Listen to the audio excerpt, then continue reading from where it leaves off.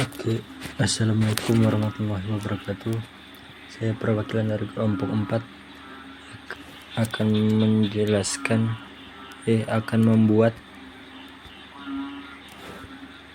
aplikasi berbasis web dengan bahasa pemrograman PHP. Kemudian menggunakan basis data adalah MySQL. Pertama, kita buka XMPP-nya untuk membuat database-nya dulu. Oke, lalu klik start di Apache dan MySQL-nya. Lalu klik admin. Oke, ini kebanyakan. Oke, lalu kita buat database baru dengan nama DB latihan saja. Tapi di sini saya akan membuat database-nya tentang data mahasiswa. Lalu create tabel, namanya kita klikkan tabel mahasiswa atau disingkat saja dengan TMHS. Ini kita pakai kolom 5 aja. Lalu create. Yang pertama kita isikan kolomnya ID MHS, tipenya integer. Lalu kita centang di auto increment seperti ini. Lalu kita ketikkan name. Untuk tipenya varchar, nilainya 11 saja, yang lain kosongkan. Lalu kolom ketiga nama,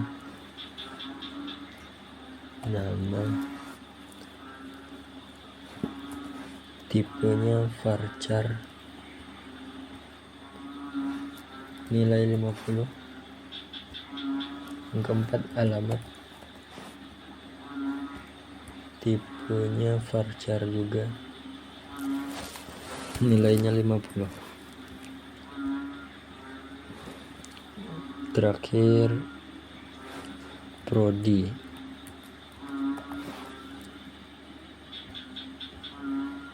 tipe varchar, nilai 50. Lalu scroll ke bawah, ini save. Ini data-data yang sudah dibuat di database kita, DB latihan. Tabelnya TMHS, kolomnya ada ID MHS, NIM, nama, alamat, prodi. Oke, lalu kita buka Visual Studio Code.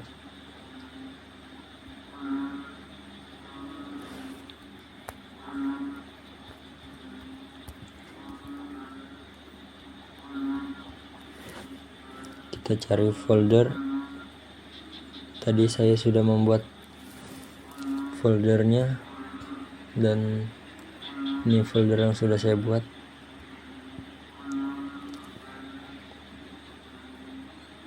Ini kita buat index. Oke, tadi saya juga sudah membuat codingannya. Di sini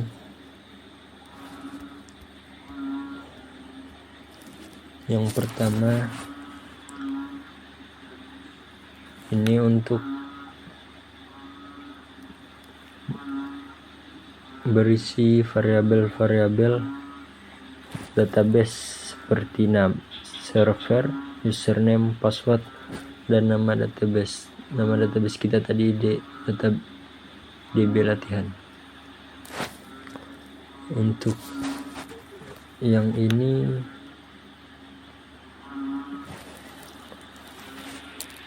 untuk membuat koneksi ke database menggunakan fungsi MySQL connect. Jika koneksi gagal, maka akan menampilkan pesan kesalahan dengan menggunakan fungsi die. Oke, lanjut. jika tombol simpan diklik. Ini menggunakan fungsi if iset variable post BS simpan. Fungsinya untuk mengecek apakah tombol dengan name BS simpan sudah disubmit atau belum. Jika iya, maka akan menjalankan blok kode di dalamnya. Seterusnya, pengujian apakah data akan diedit atau disimpan baru menggunakan fungsi if variable get hal sama dengan edit. Ini untuk mengecek apakah parameter URL-nya, yaitu hal URL-nya, memiliki nilai edit. Ini digunakan untuk membedakan antara aksi edit data dan simpan data baru. Oke, selanjutnya di data yang akan diedit seperti ini.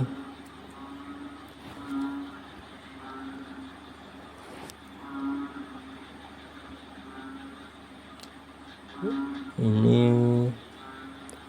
untuk mengecek apakah proses update data berhasil atau tidak. Jika berhasil, maka akan menampilkan pesan sukses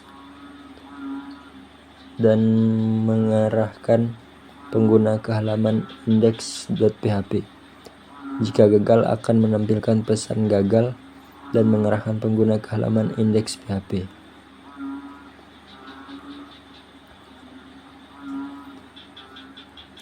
Lalu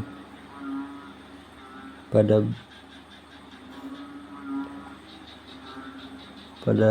else ini, if dan else ini, blok ini akan menjalankan jika kondisi pada baris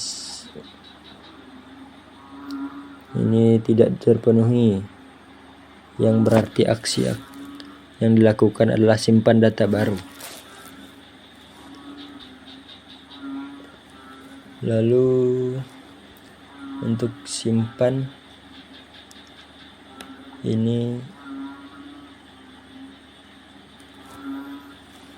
untuk melakukan query SQL untuk menyimpan data baru ke tabel TMHS dan NIM, nama, alamat, dan prodi.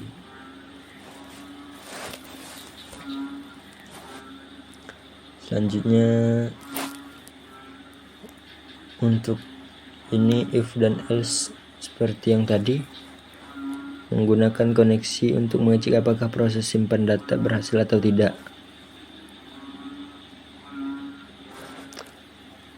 Oke, ini disimpan di index.php. Lanjut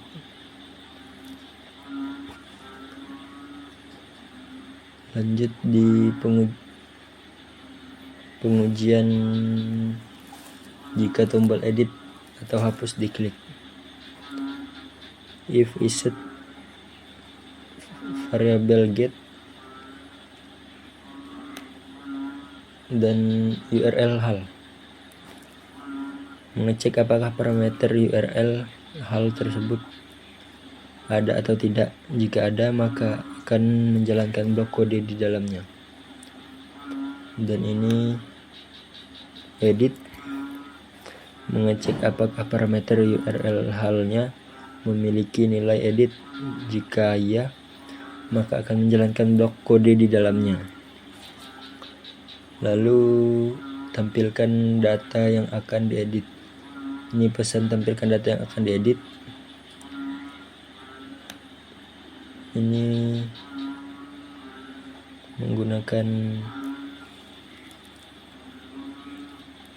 variabel tampil. Fungsinya untuk melakukan query SQL untuk mengambil data dari tabel TMHS berdasarkan ID mahasiswanya.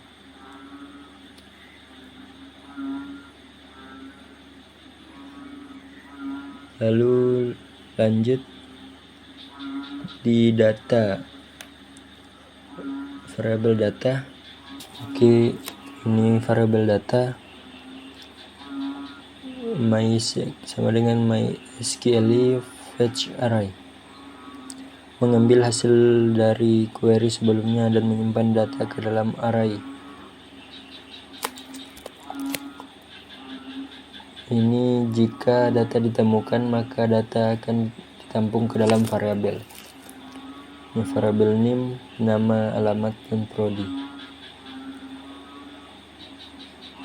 Oke, lanjut else if. Ini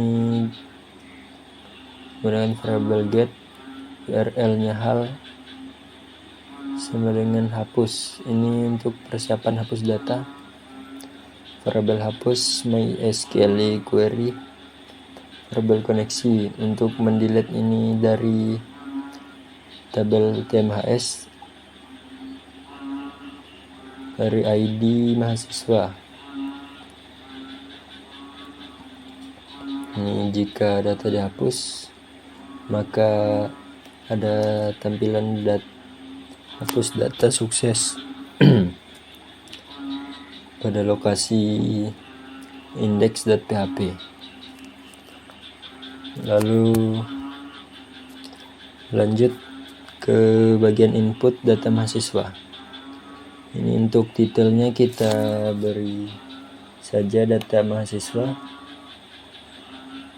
Lalu link relnya, style sheet, dan tipenya teks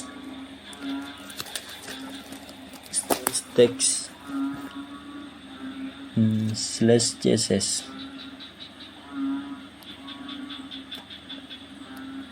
Hrefnya kita ini untuk masukkan bootstrapnya yaitu css /bootstrap.min.css. Kita masukkan bootstrapnya seperti ini. Lalu di body kita div kelasnya container.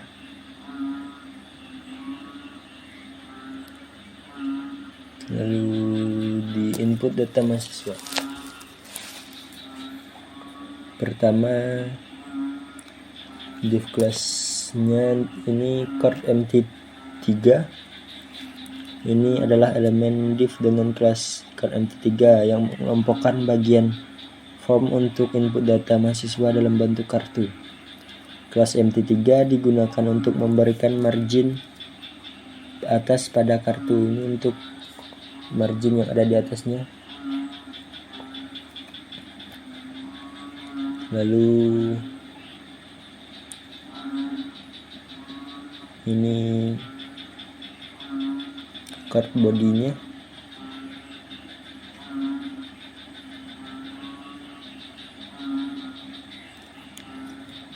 Card header background primary text white.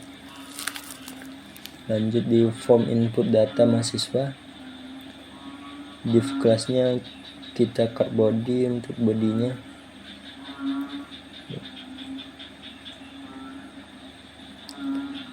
Ini adalah elemen div dengan kelas card body yang mengelompokkan seluruh isi dari form input data mahasiswa. Lalu di form method ini adalah elemen form HTML untuk mengelompokkan elemen-elemen yang berisi input data mahasiswa. Untuk atribut method ini adalah post, menunjukkan bahwa data akan dikirimkan melalui metode post saat form disubmit. Dan atribut action ini menunjukkan form akan mengirimkan data ke halaman index. Lalu div class from group. Div class from group adalah elemen div yang mengelompokkan setiap elemen form yang berfungsi sebagai grup input untuk setiap data mahasiswa. Nah, ini kita sesuaikan. Lalu labelnya isi dengan name, nama, alamat, dan prodi. input tipenya ini input tipe digunakan untuk memasukkan data NIM mahasiswa. Atribut tipenya kita isikan teks menunjukkan bahwa ini adalah input teks.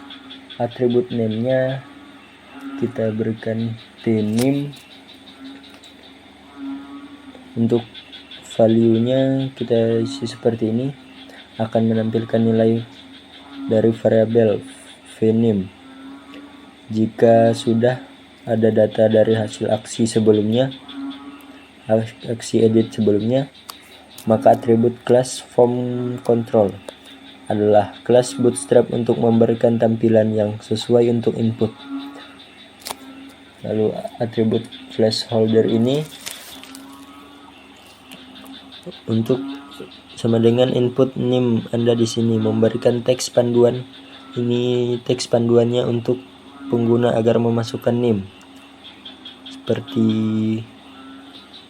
ini menyuruh untuk masukkan NIM ya. Pengguna atribut required ini menandakan bahwa input NIM ini harus diisi dulu ya sebelum disimpan. Lalu ini yang sesuaikan ini tadi NIM, lalu sesuaikan juga namanya seperti tadi ya. Untuk alamat sesuaikan juga, dan prodi di sini kita menggunakan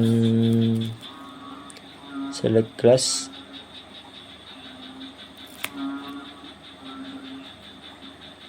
form control dan name-nya tprodi.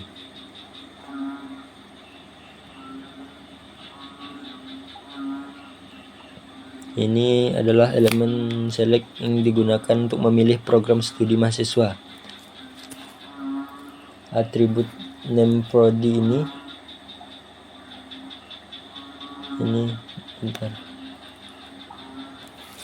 atribut name prodi memberikan nama variabel yang akan digunakan untuk menyimpan nilai dari input prodi. Atribut kelasnya yang sama dengan form control di atas ini adalah kelas bootstrap untuk memberikan tampilan yang sesuai dengan select. Lalu option value-nya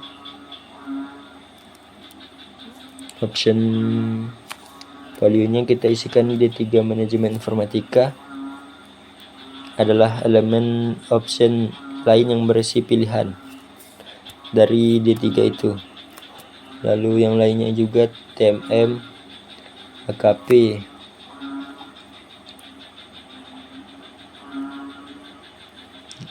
lalu lanjut di button type.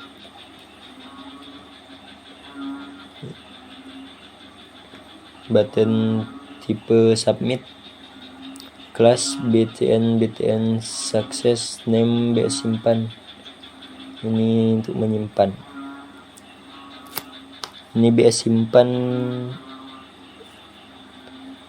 adalah tombol simpan untuk mengirimkan data form ke server. Atribut tipe sama dengan submit ini menandakan bahwa tombol ini berfungsi sebagai tombol submit. Atribut kelas yang btn atribut kelas ini atribut kelas ini memberikan tampilan tombol berwarna hijau menggunakan kelas bootstrap. Lalu atribut name yang bs simpan ini akan memberikan identifikasi nama tombol ketika form disubmit. Untuk yang tipe reset menandakan bahwa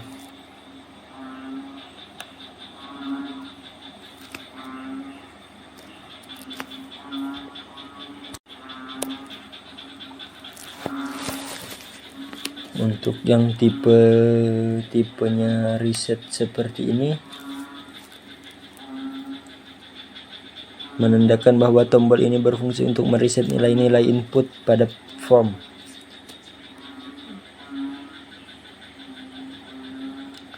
Lalu yang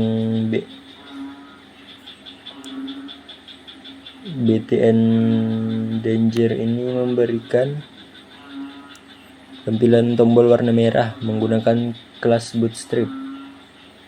Ini Danger artinya merah. Lalu name resetnya memberikan identifikasi nama tombol ketika tombol diklik. Lalu lanjut tadi kan sudah di card form, lalu lanjut di awal card table-nya.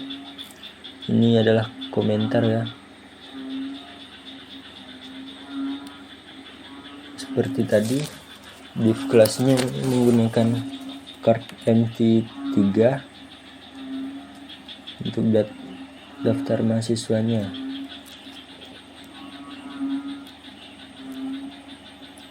Lanjut di sini di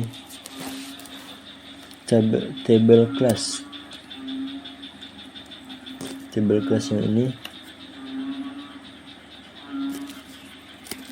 ini adalah elemen table HTML untuk mengelompokkan data-data mahasiswa yang akan ditampilkan dalam bentuk tabel.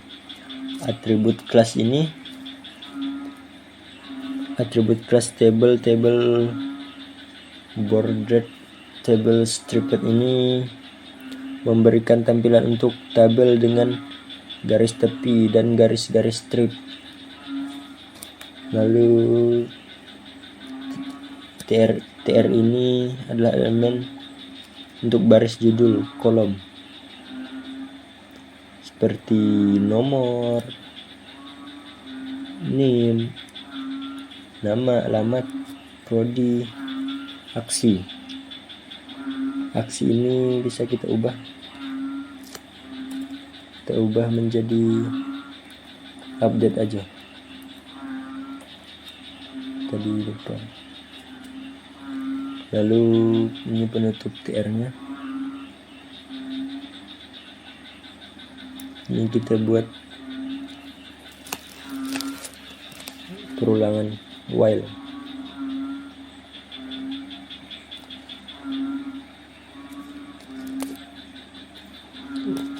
Ini untuk menampilkan seperti ini, untuk menampilkan data mahasiswa dari database dalam bentuk baris tabel.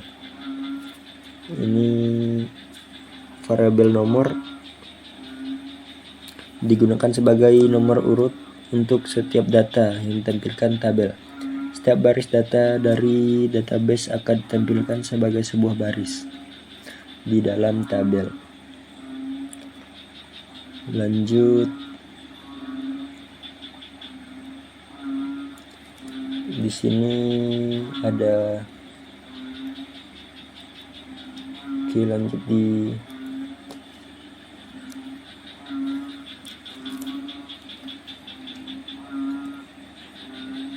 ini adalah penutup perulangan while-nya tadi. Ini jika on klik ini return confirm, ada pesan apakah yakin ingin menghapus data, tik hapus. Jika akan dihapus nanti ada pesan berhasil dihapus. Lalu script tipe ini untuk membuat Bootstrap JavaScript, buat file JavaScript bootstrap.min.js yang diperlukan untuk menggunakan beberapa komponen Bootstrap. Komponen Bootstrapnya ada di file Bootstrap ini, nanti bisa dilihat. Ini ada beberapa Bootstrap.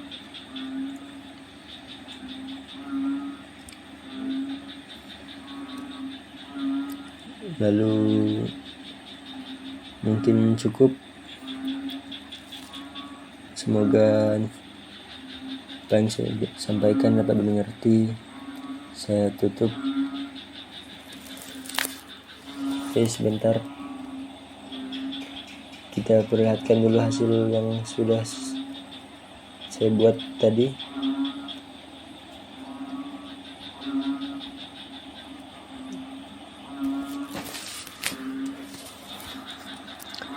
Cara melihat hasilnya yaitu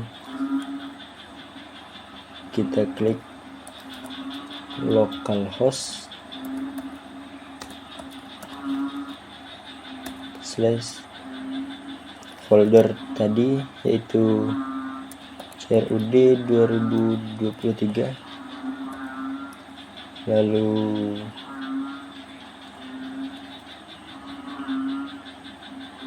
index.php, enter.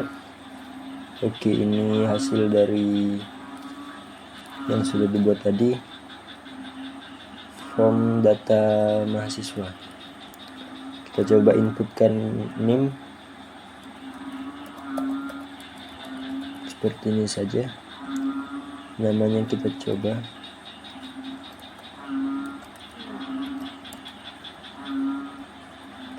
Alamatnya kita tulis 19. Oke, di sini ada pilihan prodi D3, kita pilih D3 MIF, lalu klik simpan. Oke, di sini simpan data sukses, kita klik OK. Lihat di sini sudah ada di daftar mahasiswa. Jika ingin menambahkan, kita tambahkan lagi. Coba sekali lagi, kita tulis ini saja.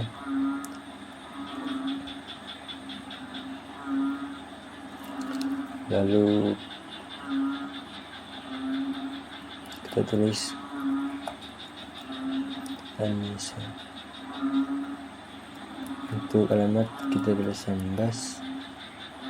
Prodinya kita coba TMM. Kita simpan. Oke. Di sini jika ingin mengeditnya, kita klik edit. Coba kita edit namanya menjadi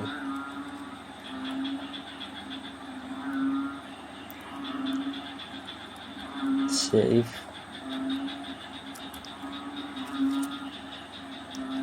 Lalu sini kita tulis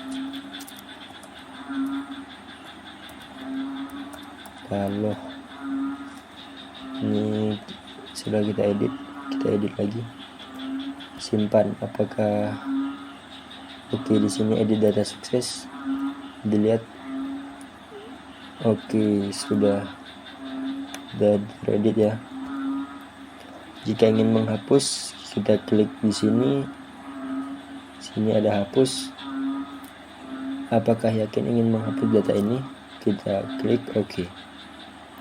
Oke, hapus data sukses. Oke, di sini sudah berhasil ya. CRUD-nya sudah berjalan dengan lancar. Oke, sekian dari saya. Saya akhiri. Assalamualaikum warahmatullahi wabarakatuh.